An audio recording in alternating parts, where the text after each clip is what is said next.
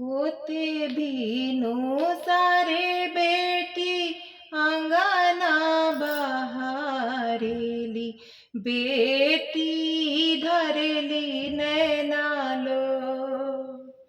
होते भीनु सारे बेटी अंगना बहारेली, बेटी धरेली नैनालो।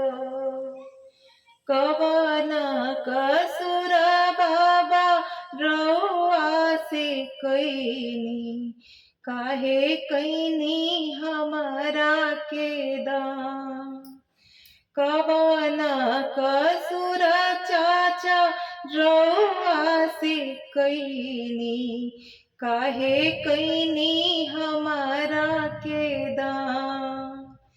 बेटी के बात सुनी पापा जे रोइले, पापा रोइले अछोधा।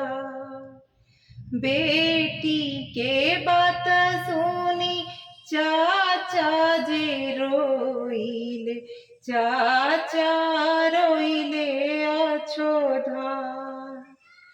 ऐसन बोली जानी बोलाए बेटी, तू तो बेटी प्राण के आधार। ऐसन बोली जानी बोलाए बेटी, तू तो बेटी प्राण के आधार। रउए करने पापा अम्मा चाची छूटेली, छूटेला सखी लोग के साथ। रउए करने चाचा भैया भाभी छूटेला, छूटेला नैहर गाँव। बेटी करवाले नैहर लोग रोएला, बेटी रोइली अछोधा। बेटी के जन्म जानी दिहाए विधाता, बेटी होली धरती के भार।